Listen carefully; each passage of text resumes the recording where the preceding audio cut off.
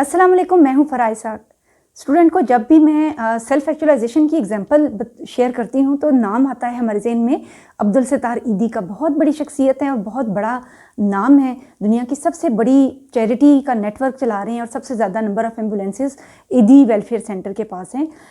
उनका एक इंटरव्यू मेरी नज़र से गुज़रा और मैं ये चाहूँगी कि मैं आपके साथ उस इंटरव्यू की जो मेरे ज़हन के ऊपर एक छाप रह गई है ना, क्योंकि वो इंसिडेंट इतना इतना गहरे तरीके से मेरे ज़हन के ऊपर असर छोड़ गया है कि हमें ये पता चलता है कि बड़ा आदमी कैसे बनता है। और वो सिर्फ अपनी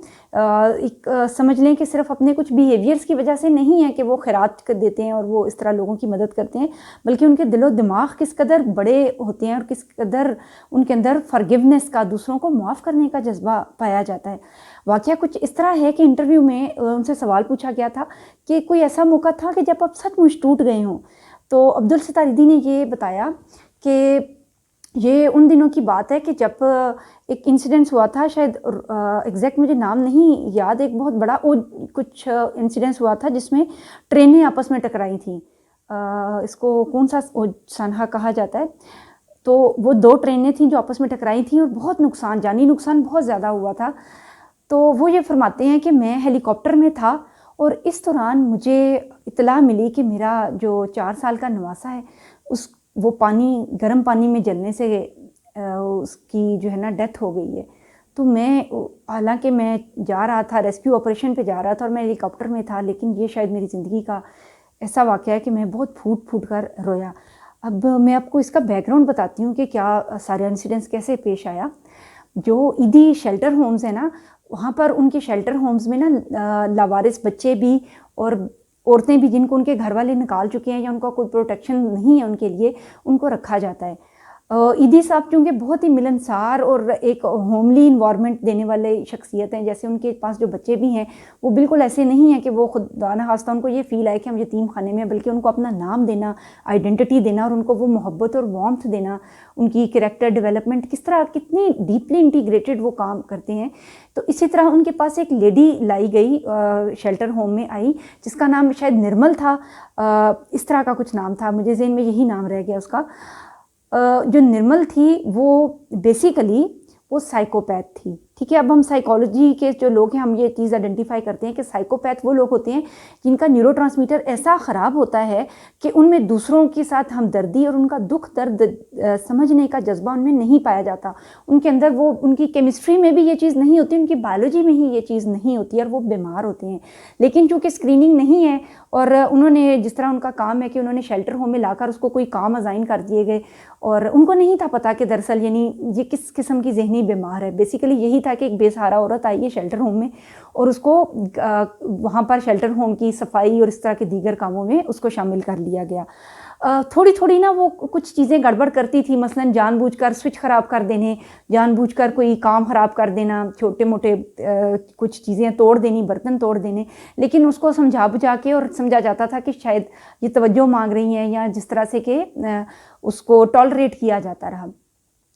अब उसने क्या किया कि एक दिन ऐसा हुआ कि वो जो निर्मल लेडी थी जो जहाँ पर शेल्टर होम में आई है, ईदी साहब की जो बेटियाँ या फैमिली वहाँ पर रहती है, तो वो सारे अपने अपने काम में कहीं मशगूल थे। निर्मल ने उनके 4 साल का जो नवासा है उसको लिया और बाथरूम की कुंडी लगा दी और अंदर सख्त गर्म पानी निकाला और बच्चे के ऊपर, थोड़ी देर सोचें किस कदर तकलीफ़ होगी, एक बिल्कुल 3-4 साल का बच्चा, उसके ऊपर इंतहाई उबला हुआ गर्म पानी उंडेलना शुरू कर दिया। बच्चे ने शोर मचाया, उसके शोर की आवाज़ सुनकर लोग जमा हो गए और दरवाज़ा पीटना शुरू कर दिया, लेकिन लोहे की कुंडी थी या क्या था, लेकिन वो दरवाज़ा उसने नहीं खोला और वो बदस्तूर बच्चे के ऊपर गर्म पानी डालती चली गई। लोग आए और किसी तरीके से जब 15-20 मिनट लगाकर दरवाज़ा को काट कर खोला गया तो बच्चा तकरीबन बेहोशी की हालत में नीम मुर्दा कैफियत में था, उसकी पूरी स्किन जल चुकी थी। उसको अस्पताल ले जाया गया लेकिन वो जानवर नहीं हो सका और उसकी वहाँ पर वफ़ात हो गई। अब खुदा ना खास्ता ये आप इंसिडेंट्स थोड़ी देर के लिए सोचें कि ऐसा वाक़या जब पेश आया होगा, एक नॉर्मल पर्सन कैसे रिएक्ट कर सकता है। आप ये नहीं जी चाहता कि किसी ने आपके बच्चे के साथ ऐसा जानवरों का सा सलूक किया है तो उसको पकड़ के हम निशाने इबरत बना दें। जिसके साथ नेकी की, ये सांप पालने वाली बात है ना, आपने किसी को प्रोटेक्शन दी, घर में रखा, खाना खुराक हर चीज़ दी और उसने आपके ही घर में इतनी बड़ी नकब लगाई, इतना बड़ा रोग लगाया कि जैसे कोई दुश्मन भी किसी के साथ ना करे। ईदी साहब ने جب وہاں سے فارغ ہو کر آئے واقعہ سے جہاں پر وہ گئے تھے اوکاڑا یا جہاں پر وہ انسیڈنس ہوا تھا ریل کا، تو انہوں نے اس کے اوپر ایف آئی آر نہیں کٹوائی. اور جب یہ آئیڈینٹیفائی ہوا کہ دراصل وہ بیمار تھی اور وہ سائیکوپیتھ ہے بیسیکلی، تو انہوں نے جو تھی وہ عورت تھی اس کو سائیکائٹرک یونٹ میں داخل کرا دیا، اس کو ریہیبلیٹیشن سینٹر اور جو اس کا ٹریٹمنٹ ہے اس کے لیے بھیج دیا. کیونکہ ایدی صاحب نے یہ کہا کہ اگر میں اس موقع کے اوپر اس سے میں بدلہ لیتا ہوں نا، تو میں اپنے آپ کو یہ سمجھوں گا کہ میں نے دراصل بدلہ لینے کے لیے اس کے ساتھ ایسا سلوک کیا. یہ بیمار ہے اور اس کو علاج کی ضرورت ہے، ہاں یہ میری نظر کے سامنے نہ آئے، اس کو کہو کہ آئندہ مجھے نظر نہ آئے. اور انہوں نے دراصل اپنے ایک چھوٹے سے نواسے کو جس کو اتنی بے دردی اور بے رحمی سے مار دیا گیا، اس کی جو دشمن تھی یا قاتلہ تھی، اس کو نہ صرف معاف کیا بلکہ اس کے علاج معالجے اور اس چیز کے اوپر بھی انہوں نے جو تھا وہ اس کے اوپر پھر بھی دستے شفقت رکھا. اندازہ کریں کہ کتنے بڑے کیلیبر کے لوگ ہیں اور کس لیول پہ جا کر وہ فارگیونیس کر سکتے ہیں اور معاف کر سکتے ہیں لوگوں کو. یہ واقعہ میرے ذہن میں اتنا گہرا اپنا تاثر چھوڑ گیا کہ ایک دم نا میرے ذہن میں یہ بات میرے ذہن میں آتی ہے کہ دراصل جو سیلف ایکچولائزیشن ہے یہ اچیو کرنی کس قدر کٹھن کام ہے، کہ کس حد تک آپ اپنی ضروریات، اپنی محبت، اپنی ذاتی اغراض و مقاصد سے آپ کو کس قدر باہر نکلنا پڑتا ہے اور کس لیول پہ جا کر ایک انکنڈیشنل پرسن بننا ہوتا ہے کہ جہاں پر آپ کا ذاتی نفع اور نقصان کہیں بہت ہی پیچھے رہ جاتے ہیں. اس کے بعد نا یہ کیا انہوں نے، جو یہ واقعہ پیش آیا تھا جو ایدی صاحب کی، اسی میں ہی میں نے جو ان کی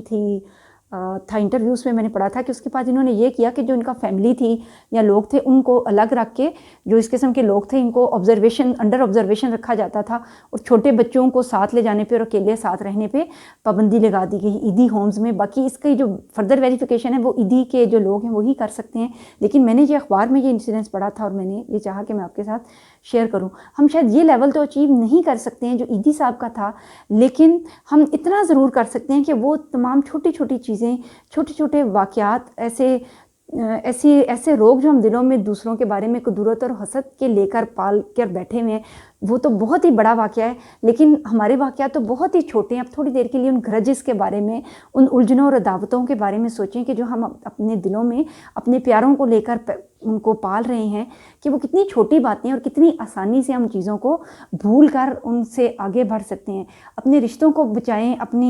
اپنی پیار اور محبت کے جو رشتے ہیں ان کو برقرار رکھنے کے لیے اگر ہم تھوڑی دیر کے لیے کسی کو معاف کر دیتے ہیں تو شاید یہ اتنی بڑی بات نہیں ہے.